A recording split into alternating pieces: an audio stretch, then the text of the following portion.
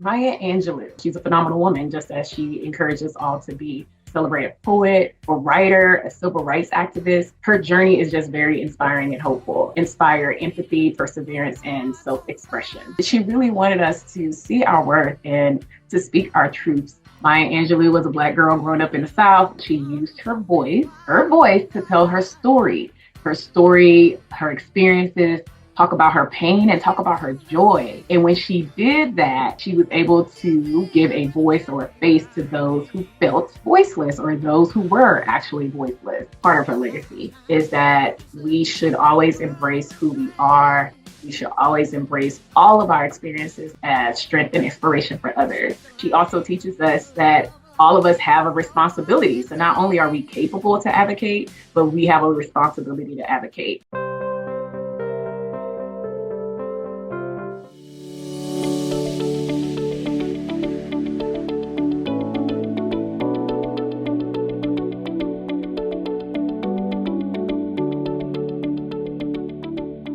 Hello, everyone. I'm excited to announce the upcoming launch of my new book titled The Nomadic Soul, a seeker's guide to finding a sense of self and belonging in the modern world, which highlights a profound yet often unexplored part of your identity that holds the key to everything from answering your biggest questions to finding deeper meaning and joy in everyday life. Visit thenomadicsoulbook.com to learn more, download a free chapter, or to buy a copy. In The Nomadic Soul, each chapter opens with case studies of 6 well-known figures from modern history who, I believe, lived with fully expressed nomadic souls. They were people of substance and character, with a strong sense of morals and ethics. They were driven by a strong mission to help the world through their contributions. So, for the next 6 episodes, I'll speak to experts and biographers of these individuals. Together, we'll distill the wisdom and lessons from their unique life stories and inspire you to reach your full potential. I hope you'll embark on this journey with me because you just might discover valuable insights to take your life to the next level. Hello, everyone. Welcome to the Dreamcatcher podcast, a place where your dreams can find a voice. I'm your host, Celine Chenoy. Thank you to all of you who return every week to tune in to become a better version of yourself. Make sure you hit subscribe if you haven't already, and rate our show if you enjoyed this episode. Each one of us is a unique expression of the universe. There will never be another individual with our specific configuration of DNA and the talents that stem from it. That's why we all have something to say, whether expressed through art, science, numbers, imagination, or our thoughts. The remarkable life of Maya Angelou, a legendary memoirist, poet, and civil rights activist, is an exemplary example of exploring the deeper dimensions of who we are and sharing that with the world, and using the happenings in our life to form a coherent storyline that can serve others. She tapped into every avenue possible to express her voice and talents, from writing books and composing poetry to dancing, acting, singing, and directing. That's why she's the perfect icon to showcase in this discussion on finding and expressing our voice with courage and conviction. I invited Tiffany Obeng to explore Maya Angelou's life and the lessons we can glean from it. Tiffany is a lawyer and author of several educational and inspiring children's picture books, including one about Maya Angelou.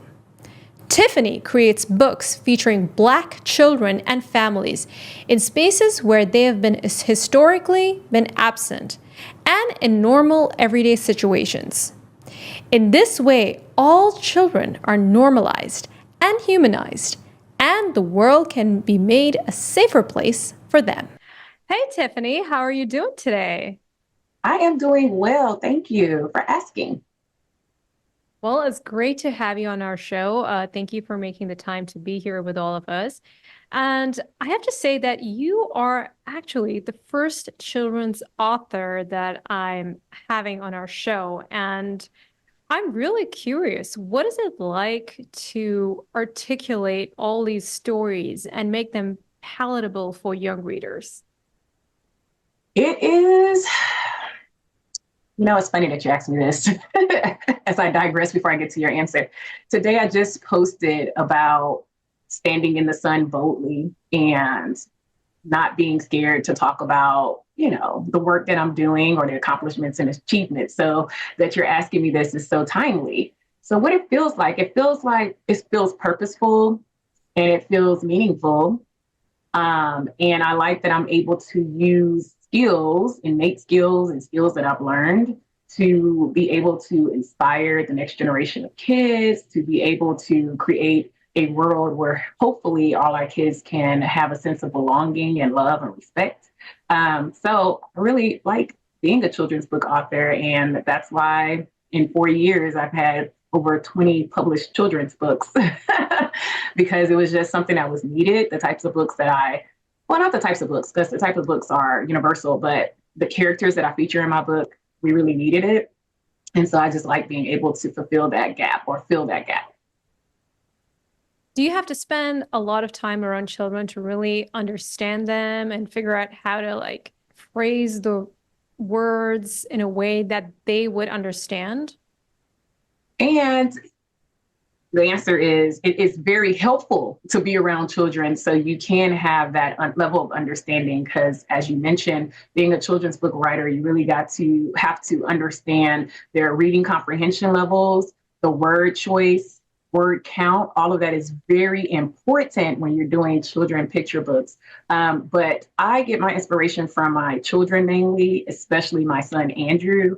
He has inspired probably 15 of the 20 plus books that I have. And so just seeing what he's going through, seeing the things that he has questions about, and figuring out how would I explain that to my own child as I do, helps me craft the books in a way that I feel children understand and that other people have said, my children have received this very well. You did such a great job. Wonderful. So he's kind of like your guinea pig, huh? He is definitely my test audience. Yes. Okay. Well, Tiffany, one of the books you've written is about the great Maya Angelou, who we're going to be talking about for most of this interview. And you've done a marvelous job of highlighting the key aspects of her life.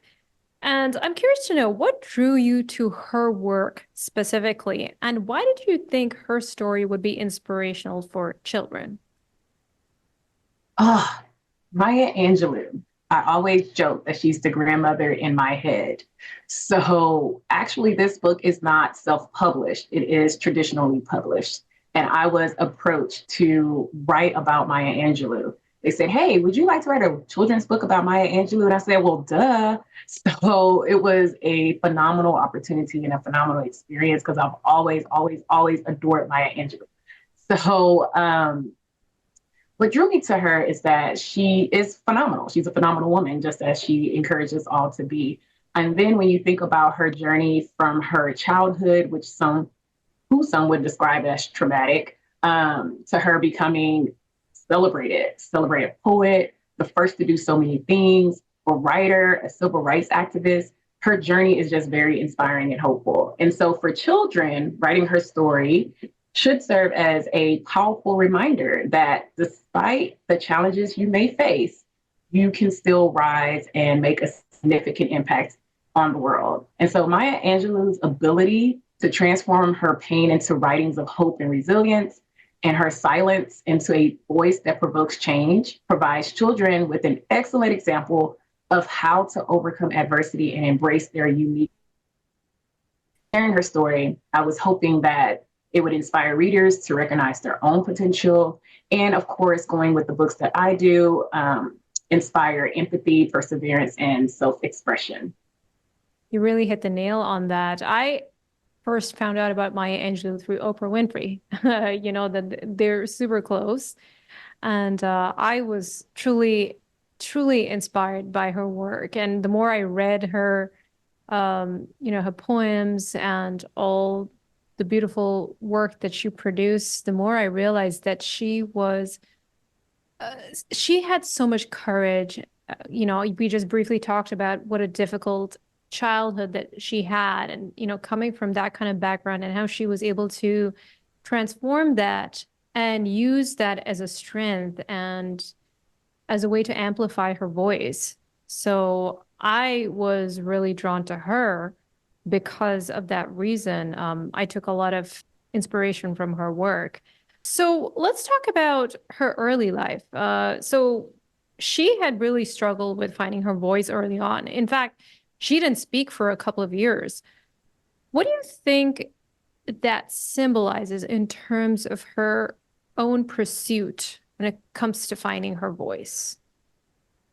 So, as you mentioned, her early struggle to express her voice symbolizes her journey to self discovery and empowerment. So, her selective mutism, which was provoked due to a traumatic experience, it would represent or should represent the silence that many people feel when confronted with overwhelming pain or injustice, even today.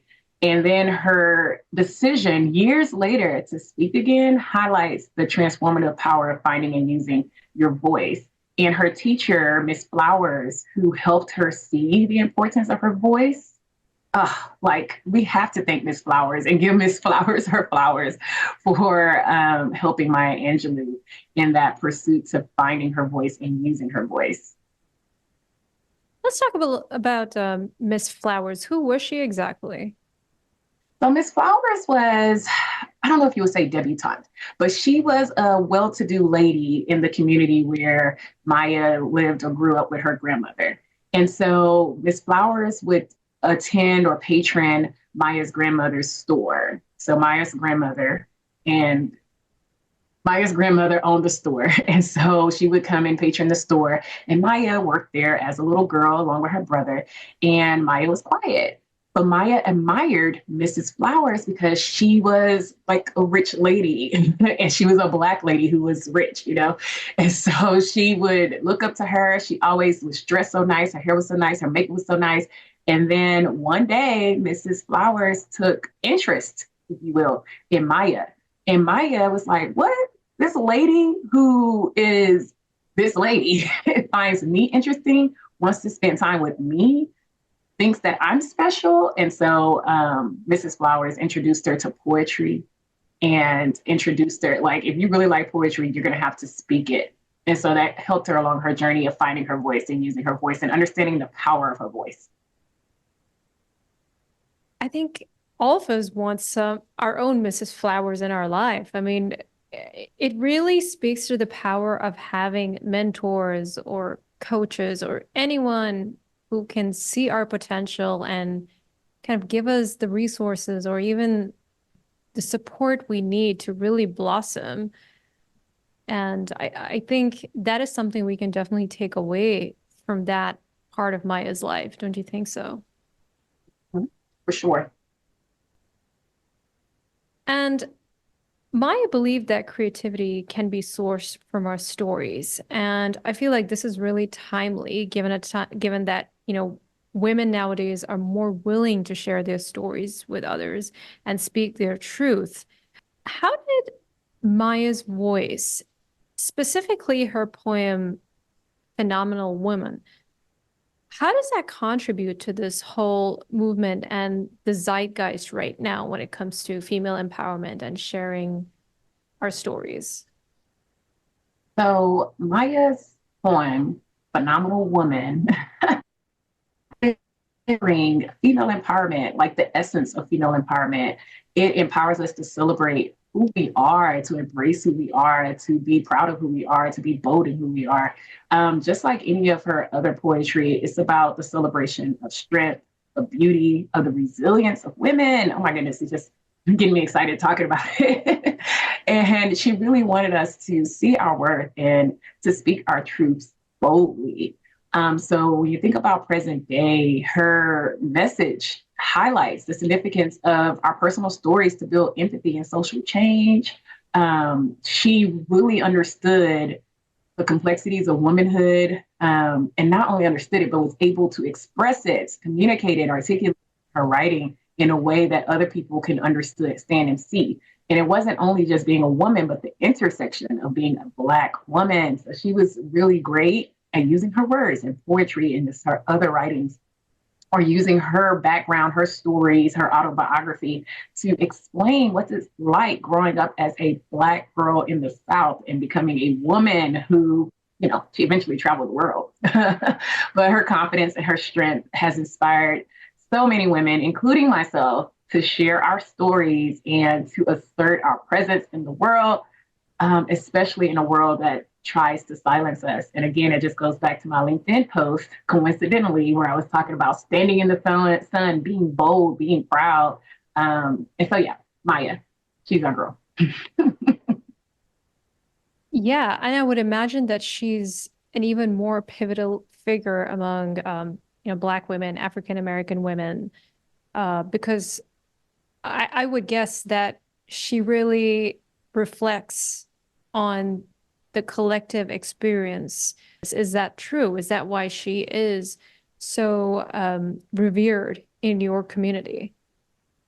In our community, I believe that, and when I was researching to do the Maya Angelou book, my understanding was a lot of women, such as Oprah Winfrey, really related and connected and gravitated toward Maya's first autobiography, I Know Why the Cage Bird Sings, because they said it was the first time they read a story and seen a person living a life that they were living. So, as many should know by now, Maya Angelou was a Black girl growing up in the South.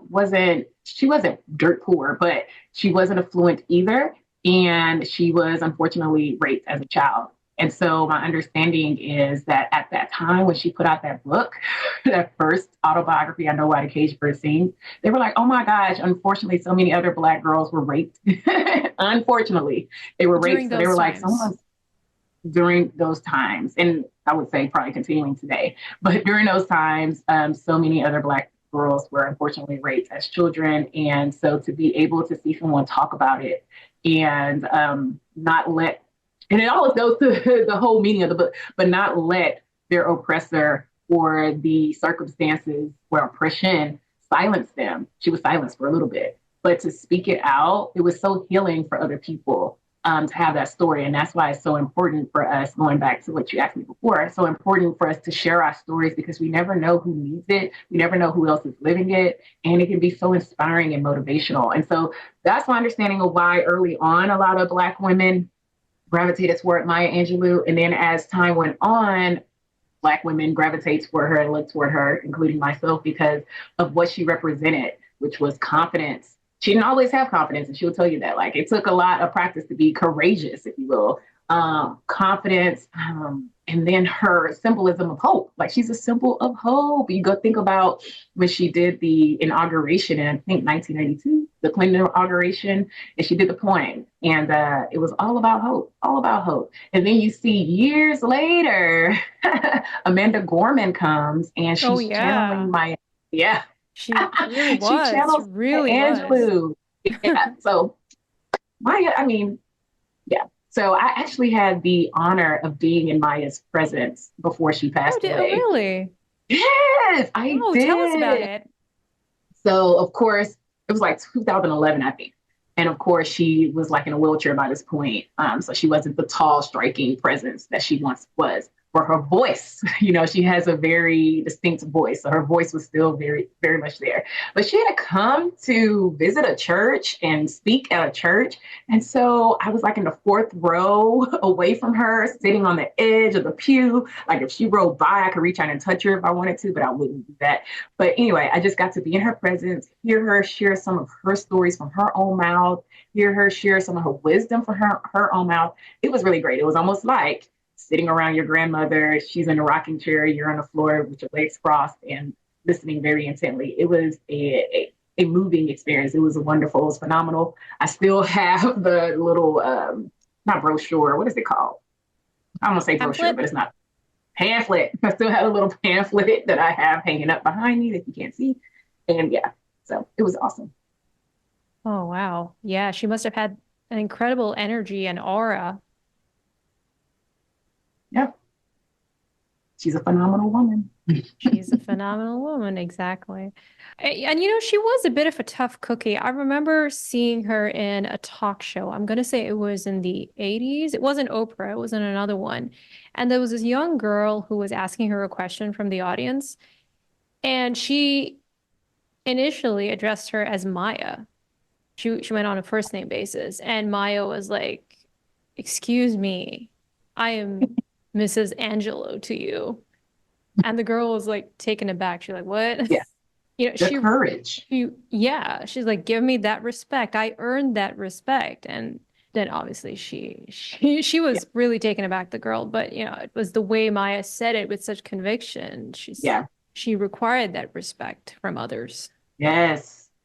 Yes, she did. And that's when I kind of mentioned practicing courage. I don't know if I was looking at a master class or something that she might have done, but she was asked. So there's a time, she's older, but she's like hosting a party, and somebody at the party, I think, starts being either sexist or racist, one of them. And it was at her home. And so she kicked them out because she's like, I don't have any tolerance for that type of behavior. Like, everybody's going to be respectful.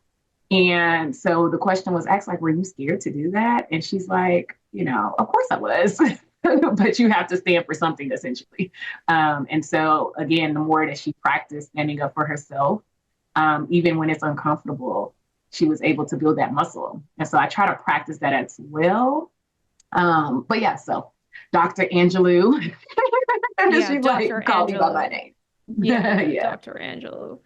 Yeah, because I think she said that words catch the energy of the words or something. Walls catch the energy of the words, something like that. That was her reason. Yeah, and I don't remember the context of the moment you're speaking about, but I'm sure the context also drove her correction. But yeah, words are very powerful. And as we know, Maya Angelou definitely understands the power of words and how words are used and things of that sort. So I'm sure the context of that situation also has something with her, correcting the lady. Yeah, yeah. And we briefly talked about her seminal work, I Know Why the Caged Bird Sings. And one of the famous lines from it is, a bird doesn't sing because it has an answer, it sings because it has a song. I absolutely love that. So let's talk about what that really means. What does this metaphor symbolize when it comes to finding our voice and expressing it? It symbolizes that you don't have to wait for to know that what to say. You don't have to wait for the answer, if you will, to know the answer, to use your voice. You always have the right to use your voice. You always have the right to express yourself. You always have the right, like the right, an inherent right to tell your story. Can't no one silence that. And it doesn't matter the context. So that's what Maya did, as we talked about. She used her voice to tell her story, her experiences, talk about her pain and talk about her joy. And when she did that, she was able to give a voice or a face to those who felt voiceless or those who were actually voiceless. And I'm not talking like they were mute as well, but because of society, they were voiceless. Sure. So the metaphor or the line encourages us to express our truths, not because we have the answers or the solutions to all the problems, but because our perspectives are valuable and deserve to be heard. Oh my gosh. So it's so inspirational. Like, as I talk about her, I'm like, so inspired. Yeah. Yeah. And I think a part of me wonders if there should be some guidelines about that because, you know, now that we have social media, everyone has a platform where, you know, everyone can make their voice heard. But do you think that people should be a little bit measured when it comes to what they share? Or do you have any tips on that front? Yeah. So social media has gotten out of control as far as people and their commentary. And I think as far as the metaphor that we kind of spoke of not speaking because you have the answers, but speaking because you have something to say or because you have a song. I think that mainly goes more to you speaking about yourself, not speaking. Everybody think they're an opinion editor or that their opinion is important. That's them thinking that they have to speak because they want to, in my opinion, be like something important, like hear what I have to say. But I don't think that's what Maya was actually striving for everyone to just have an opinion about everything. And then also, I just miss the times of having home conversations, like a lot of conversations that happen on social media, just stay in your home or stay in your mind and not even be expressed. But definitely, it's private conversation. And unfortunately, people, in my opinion, have forgotten that social media is a public forum and that everyone on there is not there to be your friend or really your friend. You don't even know them, especially when you have thousands or millions of followers. You don't know those people. So I don't know if that answered your question, but those are just my gripes. It did. I mean, I'm just watching all these TikTok videos that's created by Gen Z and Gen Alpha, and they're just pouring their heart out. And some of them sound like rants, but some of them do have kernels of wisdom. But I was just wondering where we should draw the line. Right.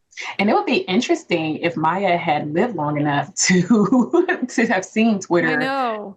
TikTok to see what she would say. Would she say anything or would she stay away? Or what wisdom would she have for us when it comes to social media? That is very interesting to think about. I'm going to think about that some more and see. Maybe I'll email you with a more measured thought. Yeah. Maybe you can share it with your followers. Who knows? Perhaps. Okay, so Maya, besides being a poet and a writer, I mean, she did a lot of things, right? She was an actress, she was a dancer, she was even a fry cook. But one of the things that she did that really stood out was activism. She was a really passionate activist. And she did not hold back, right, from her advocacy. She was there at the height of the civil rights movement in the United States, and she was advocating for tolerance, equality, justice throughout those years. And she even worked with Martin Luther King Jr. during that time in the 1960s. So let's talk a little bit about her involvement in the movement. Yeah, so she worked with, like you said, Martin Luther King Jr. and Malcolm X. And Martin Luther King Jr. actually both of them approached her. But after she had done something, and Martin was like, you have to work with me. I think she was kind of like, I don't have to do anything, it's Maya. But he convinced her to work for him with the Southern Christian Leadership Conference. And then later on, Malcolm X was trying to organize the Afro-American Unity organization before his untimely death. And so she had come back from Ghana. Was it Ghana? She came back from somewhere, some country she was in to start working with Malcolm X, but then he was killed right when she pretty much landed onto US soil. And so, of course, that sent her into sadness, even depression. But anyway, so her being involved in the civil rights movement, what that means for us, what it means for us is that no matter what our talents or our platforms are, we can all advocate for tolerance, equality, and justice. So before working with Martin Luther King, she had organized or was a co-organizer of this fundraiser where her talent was writing. So I want to say she wrote some of the skits, and then she danced because she was a dancer, as you just said.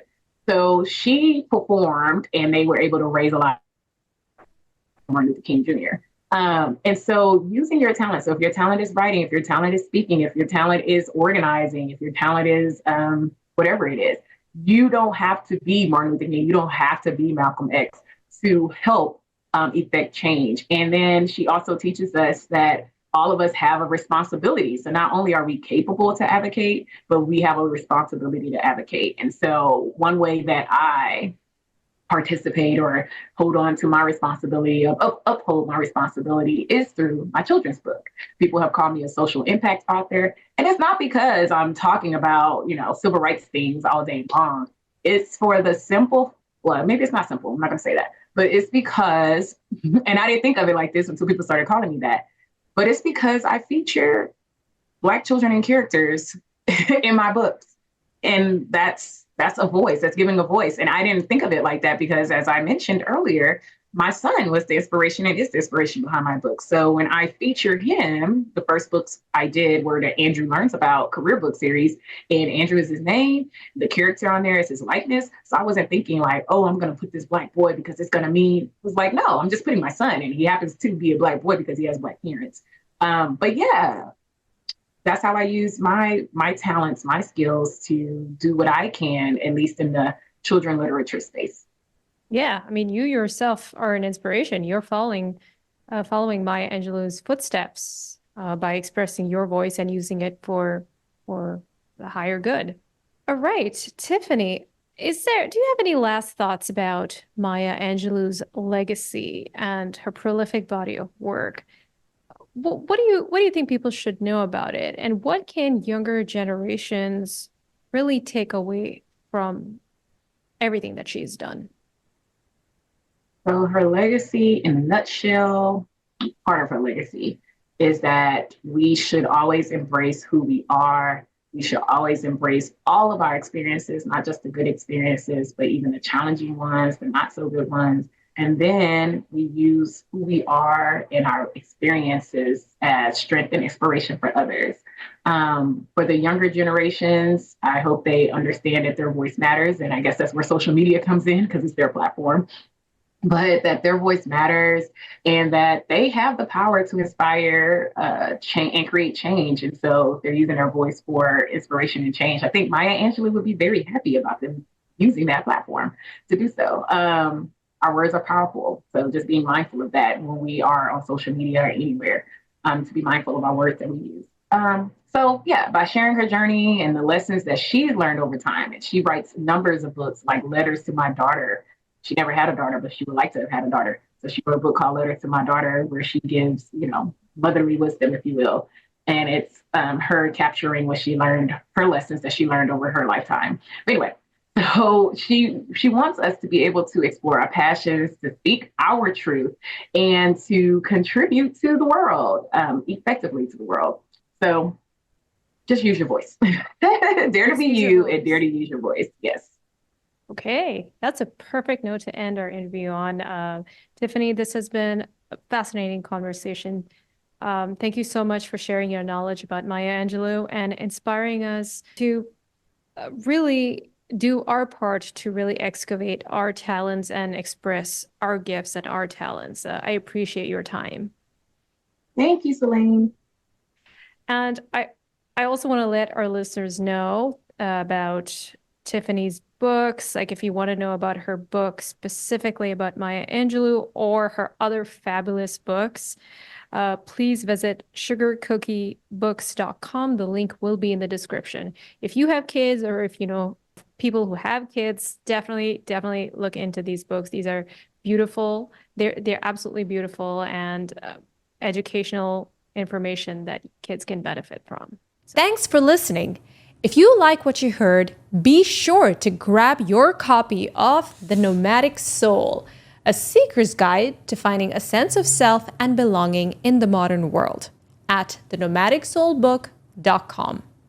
Join me for the next episode in this special series, where we'll excavate the wisdom from the story of another luminary to guide us on ways to get unstuck and move forward while discovering new vistas within ourselves.